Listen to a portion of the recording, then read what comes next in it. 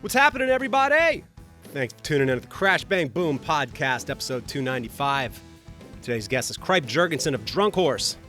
I've been a fan of Drunk Horse for many years and wanted to talk to the band for some time, and having seen they had resurfaced with some shows recently, I thought it'd be great to catch up. In any case, we get into IPAs, limos, Jeff Porcaro's haunted home studio, the craziness of Keith Moon, and much more. Drunk Horse plays the Stork Club in Oakland, California, September 21st. Catch them if you can. Today's episode is sponsored by OneUpLoops.com. Drummer Carson Gann and his team spend an incredible amount of time recording over 450,000 shaker, tambourine, and hi-hat loops at every possible tempo in multiple fields with incredible mics and outboard gear for you to pick and choose. It's organized for you to find exactly what you need with just a few clicks, and everything feels and sounds incredible.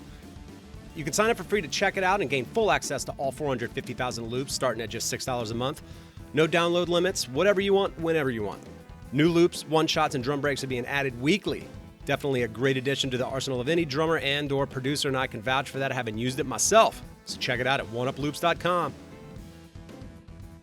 Crash Bang Boom podcast can be found where all podcasts are found. If you like what you hear, please check out any of the previous 295 episodes at double high fives. If you can give me a like, a subscription, and or a positive review, as it would be appreciated.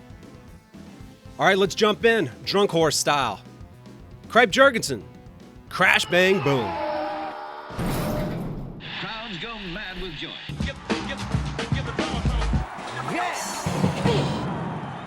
All right, I'm here with Cripe Jergensen from the one and only Drunk Horse, a band that is from California, and just like CCR, I swore was somehow from the South, but here y'all are, just like CCR, from the Bay Area, Oakland area. It's I'm still shocked every time I hear it that y'all are not from the deep ass South. How have you been, man? I'm pretty good. Drunk Horse is still going, still playing shows, and we're planning on writing new songs. Eventually, a new record or EP or single. That's awesome to hear. So to give you a little bit of a backstory, I was in a band in 2007 in New York, having moved from New Orleans to New York in 2005 after Hurricane Katrina. And one of the bands that I played with was this guy that was into a lot of bands, and he would see Drunk Horse come through New York, and he was a big fan, and he turned me on to y'all. That's how I ultimately found out about Drunk Horse. And like I said, I was shocked when I heard it. I was like, I can't believe, one, I didn't know about this band. Two, it's a brilliant combination of bands that I already love. And like three, I was mad that I'm assuming I must have missed y'all because it was around 2007, and at that point I don't recall y'all coming through New York after that, but I guess after putting out In Tongues, which I believe was 2005 or so, was there a pretty big hiatus, and did y'all get back together recently? Kind of like got back recently. We did a bunch of reunion shows, maybe once or twice a year.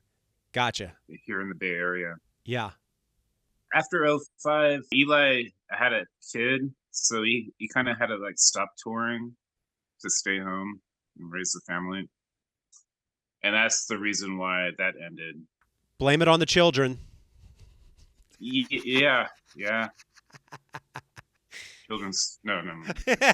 You can say it. If you don't have any, you can always say it. I have children, and I'll say that they kind of suck sometimes. I don't have children, but like that's what happened. Yeah. I don't know. We couldn't tour all the time anymore. We toured a lot. Now, see, the two records that I'm familiar with is Adult Situations and In Tongues. How many records had y'all put out prior to that? 2 before that. On Man's Ruin. I don't know if you know Man's Ruin record. Yeah. Yeah, Frank Kozik put out our first 2 records. Really? Those aren't on streaming then, right? YouTube. Okay. But yeah, not Spotify or Apple or anything. I've got to pull those up because I'm sitting here talking to you, telling you how much I love the Adult Situations and In Tongues. I don't know that I've really heard the other records. I've got to dig them up, man. Yeah, they're good. Tim Green recorded those too, like Adult Situations. Did y'all record Adult Situations and In Tongues with the same people in the same studio, or tell me a little bit about recording those? No, In Tongues was a different situation. It was recorded in LA. Really? But it was a really nice studio. Do you remember why y'all went to that one in the first place, out in LA? He offered us a really good deal. Okay. It was like a really nice studio, and he said he would record us for free. Wow. It was in a house, and it was the drummer from Toto's like studio. Oh, really? Like Yeah. Toto at that time in the 90s? No, the drummer died. Jeff Porcaro? Yeah, What? You recorded at Jeff Porcaro's house studio? yeah. Are you kidding me? No, we recorded there, and it was supposedly haunted too, and I think it was. Why do you think it was haunted? Well, there was rumors about it. I read online that other bands like, recorded there, and they said it was like definitely haunted. And so one night we were sleeping, and there was like this like bathroom that connected two bedrooms where we were sleeping in. All of a sudden, the light turns on, and Eli and I woke up, and we were asking each other, "Did you turn that light on?" It's like, "No, I didn't turn that light on." And it was a crazy bathroom. It was all made out. The walls were mirrors, so it's kind of like a coked out, like kind of bathroom looking thing. Wow. It was a crazy house. I'm assuming that's the house that he died outside of, and if I recall correctly. Yeah, in the backyard. Yeah, got inhaled like insecticide or something, and had a preconditioning heart issue, and it killed him. Yeah, he had a heart attack or something. Holy shit! And he's considered to be, when you look from Michael Jackson to Toto to like just his halftime shuffle grooves on Rosanna. Oh, he's amazing. Dude was a fucking legend. Wow, man. Well, I'm glad I heard this story now. Yeah, we didn't really put the details on the record sleeve about that. That's super cool. So I guess by the time y'all put out your first record, that, like you said, the first two of which that are on Man's Ruin, do you recall what year that first record would have come out? Yeah, it was 1999. Okay. Yeah, and then the second one was like around 2000, maybe 2001. Okay. Venturing back to the early years of the band's formation, how did it even start? Because again, as a fan of ZZ Top, Thin Lizzy, and the Allman Brothers, there's a really brilliant amalgamation of some of those bands, almost kind of thrown into a punk rock blender of some sort. So yeah, Thin Lizzy's stuff and stuff like that. Yeah, I met Eli in 6th grade in elementary school. Are you serious? Yeah. Wow. So that's kind of how it started. We weren't musicians back then. We were mostly into comic books and like making comic books. We made comic books together, sold them at school. Wow. Like eventually we started making music. I played like pots and pans and stuff. He would play like an acoustic guitar, like strapped around himself with a belt. And our first band was called the Celery Butts. Celery Butts? Yeah. Really? That was like, we were around like 13 years old back. Okay. What were y'all playing? What were y'all influenced by? What were you trying to play? Oh man, I was 13. I was like getting into like punk music like heavily when I was 13. Mm-hmm. But I didn't have like money to go record shopping. So I mainly listened to the local college station. Okay. KCPR in San Luis Obispo. Mm-hmm. And just discovered music listening to the radio. Wow. And I had some records. Like my first punk records were like the first Ramones and Sex Pistols. I bought those when I was 13. Interesting. And then everything started to change. Before that, I was like Billy Idol. Uh-huh. And from Billy Idol, it went to Generation X. Okay, so you went backwards. That's the way a lot of that goes. I mean, I heard Ozzy before I heard Black Sabbath. Fuck, Yeah, it was the same thing. I was born in 76, so I'm assuming, are we close in age? Yeah, I was born in 74. 2 years older than me. So you're going to be 50 this year. Are you 50 already? No, in September. Okay, well, happy early birthday. Yeah, thank you.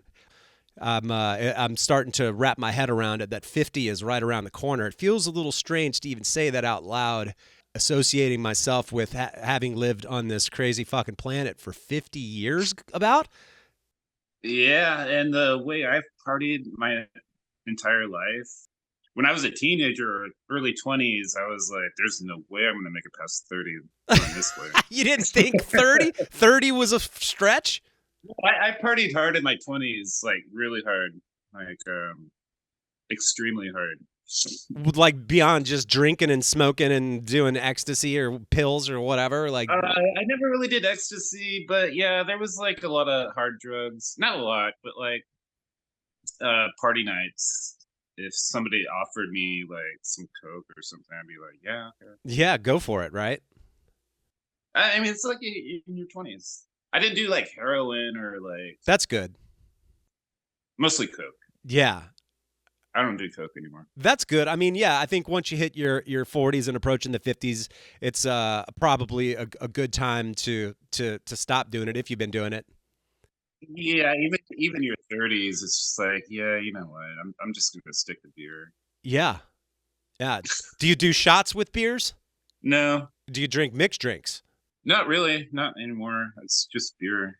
I find that as I've gotten older, I just don't metabolize it or something as well, and I feel like like a manatee when I drink it. That's at least the excuse that I give myself, so I could drink vodka sodas all the time and wine and everything else in the liquor cabinet. Right? Yeah. That's it. I have a love for beer. I guess my metabolism's all right. So, What kind of beer do you drink? like IPAs. Oh, you drink carbonated cat piss, man? Come on, dude. Hence a fennel and Christmas tree. Yeah, it tastes great. Hazy IPAs. I don't know how anybody could drink that shit, but then again, when I drink beer, I'm like an ice cold Miller Lite or a Coors Light. Yeah, that's what I started out on. I started out on natural light Okay, when I Natty was a Lights. kid. Yeah. Yeah, natural pilsners, and then I moved on to like Budweiser Okay. for a while. I drank Budweiser. I think it was Red Hook after I Budweiser. went through a So phase of drinking Red Hook and like Modelo Especial and like some of those. Yeah. yeah, moved on to Red Hook and like Sierra Nevada. Yeah. Okay. So you're already getting a little hoppier with the Sierra Nevada to me. Yeah, so it was, yeah, I guess it's an acquired taste. Like it's popular out here, IPAs. Oh, I know. Everybody drinks it, and you can't even get like a dry, just a dry cider. Perhaps everything has to be sour. It's strange. Strange things are happening on the West Coast, man. Yeah, sour beers like I can have maybe one. I find them It's, disgusting. yeah, it's not that great. No, it caught on in California too. The sour beers. Right.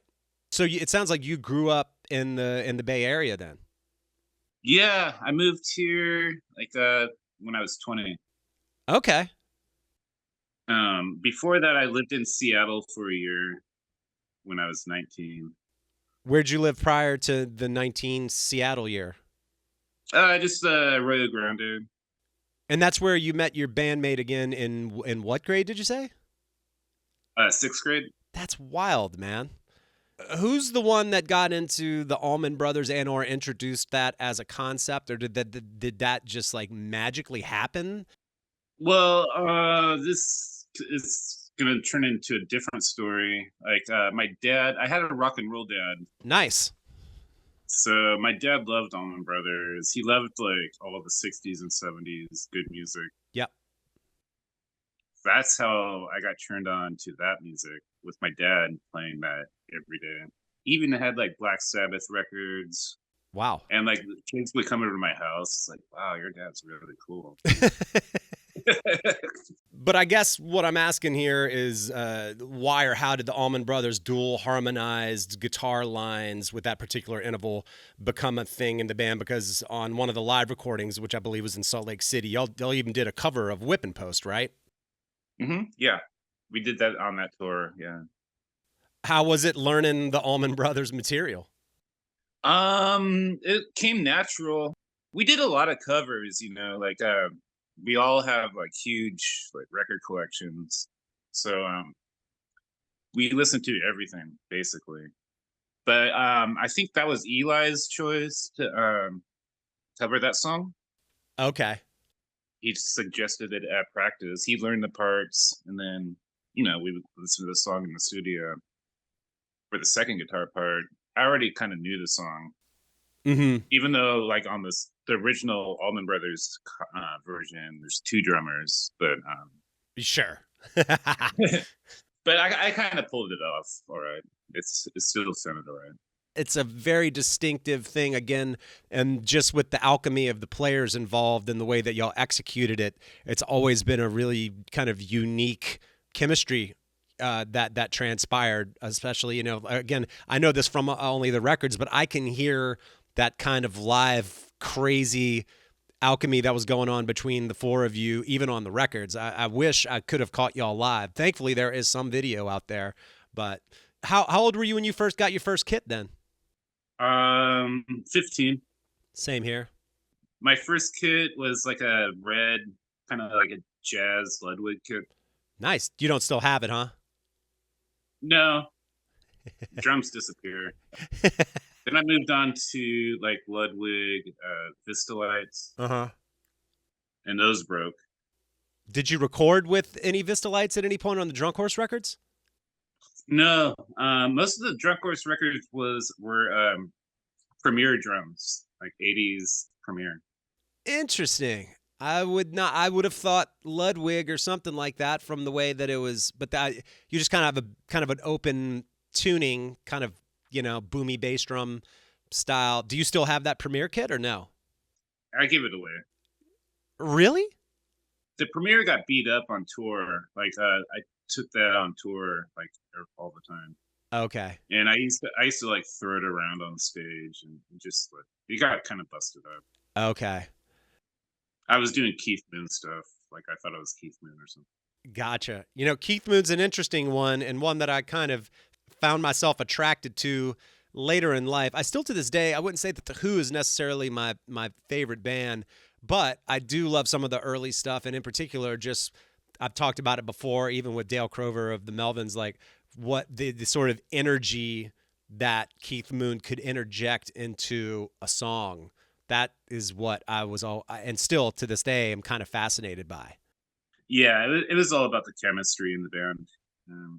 I heard like other times Keith Moon would play with other musicians and he couldn't play anything. He was like terrible. That's what I read.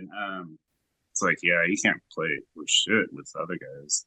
So yeah, there was a chemistry. And my personal favorite is The Who Sell Out. That's my favorite too. Okay. That came out in like 67. Yeah, it's I read the book Half Moon, which was like a biography. Oh yeah. Written, I think, I want to say by his like kind of his personal handler, I want to say. I think he was the guy that was telling the stories, and one of the craziest ones that they told was they found him in a hotel, and they were like, "Dude, the crowd is waiting for us to go on, and you're fucking hammered." So they like propped him up on the drum throne, and they pulled out like two syringes with like some crazy shit to inject him in there. Like, we have to inject like both calves simultaneously. If we fuck the timing up of this, like it could cause like paralysis. I don't know, like permanently. But he's up on a drum throne, and they're like, okay, 1, 2, 3, bow, and they hit him, and then wow, he kind of comes to life. I can't imagine how discombobulated he was. Yeah, I read that book a long time ago. Yeah, Loon the Moon. Moon the Loon, correct. Yeah, him and John Bonham liked to party too. I can't imagine those two partying. Jesus Christ. They were drinking buddies. They were. They played in Oakland in the early 70s. And Keith Moon took like an elephant tranquilizer before the show. Why? Somebody offered it to him for some reason. It's like, oh, sure, I'll have a little toke. Somebody said, you cannot do that. You have a show to play. I'm Keith Moon. I can do anything. Like, so he took like an elephant tranquilizer, and like he passed out on stage. There's footage of it if you look it up. Wow. He's like playing, and like you see him like lean over, and he just like falls off his seat. Wow. And like Pete Townsend was like, "Well, is there any drummers in the crowd?" Oh no! And he said, "Yeah." So like they invited like a drummer from the crowd, and he pulled it off. Like he was like actually decent. Unbelievable. And I guess Pete Townsend's still friends with that kid. Like, it's really weird. That is strange. Oh my God. Well, in going back to like the days of Drunk Horse touring, we'll start here. What were some of the longer tours that y'all did, and was that primarily off of Adult Situations or in Tongues, or even prior to that y'all were doing the majority of your touring? Yeah, prior to that, after the first record, we started just touring the U.S. twice a year. And the first couple tours was with the fucking Champs. Okay, nice. I don't know if you've heard them. Yeah. They're great. Absolutely. So we would like tour with them. I think we just did like 2 tours with them, and that was really fun. And that was during like the first record and Tanning Salon. Okay.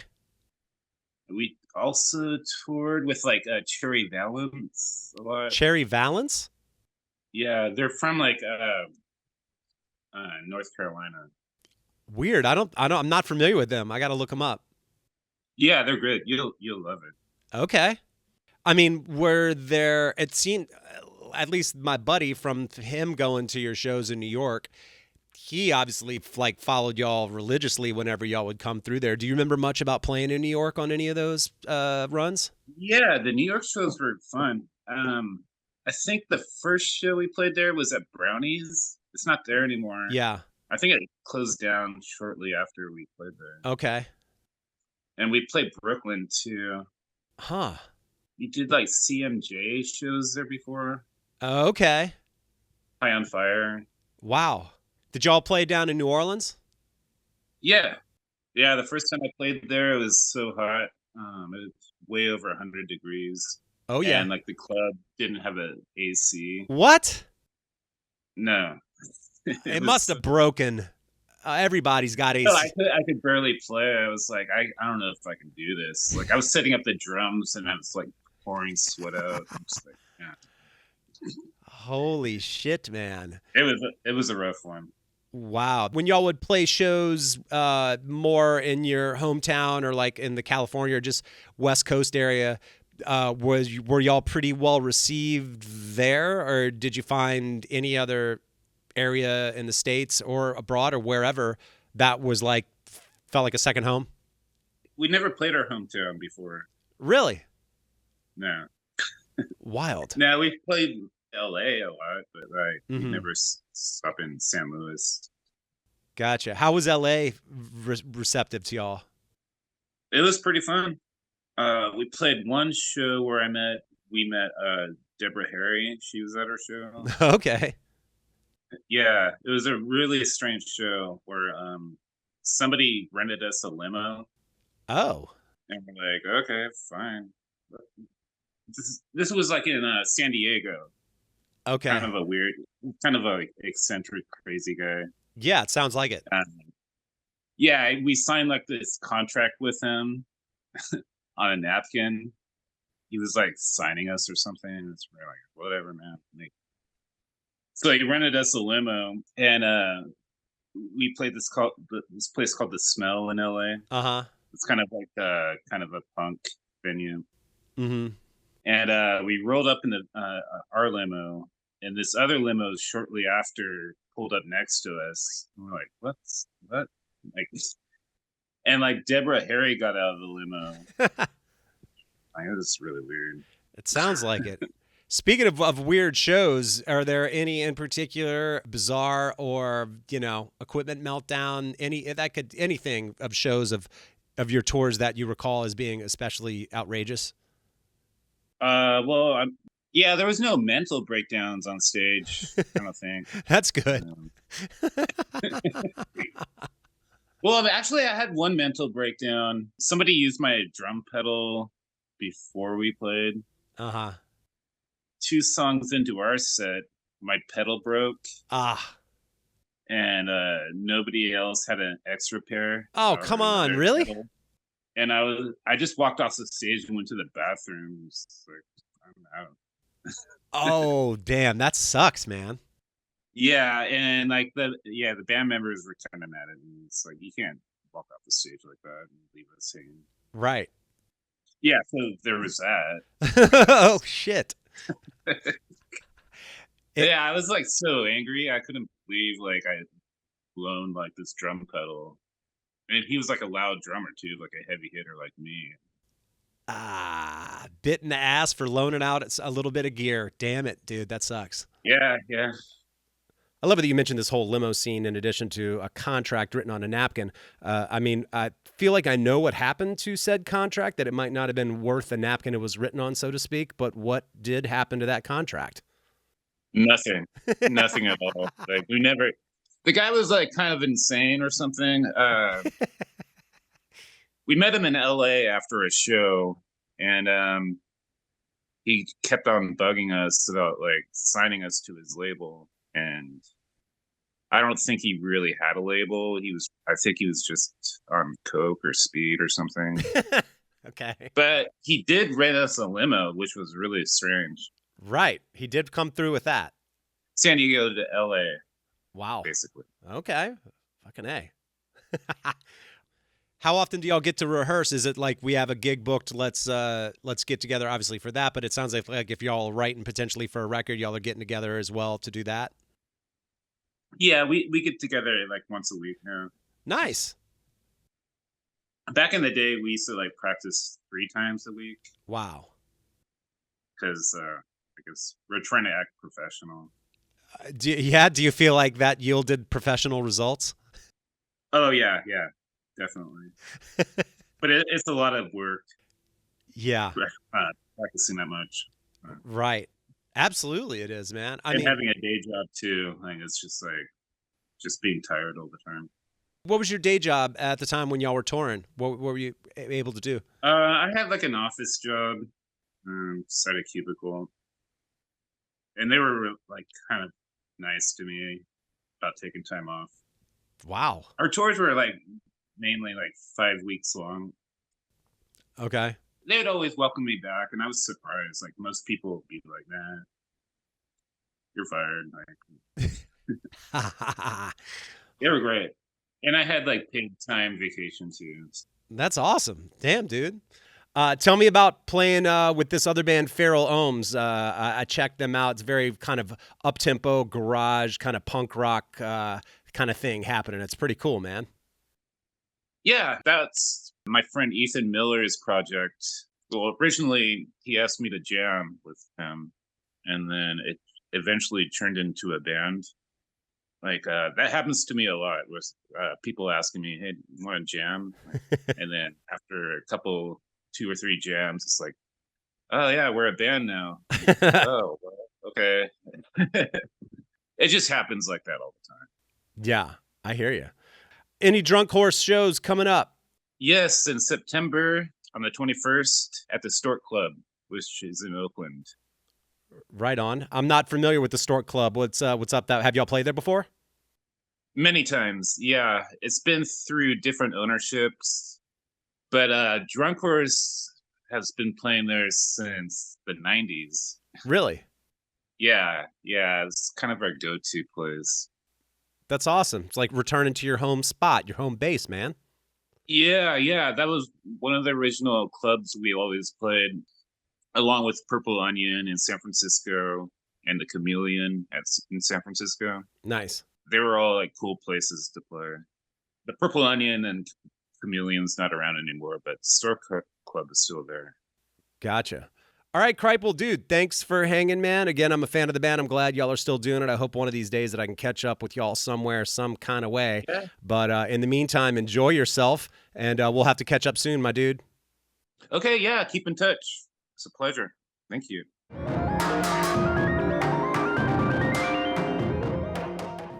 All right, everyone, thanks for dropping in, and thanks to Cripe for catching up. Hope y'all enjoyed it, and we'll definitely catch y'all around the bend. Crash, bang, boom.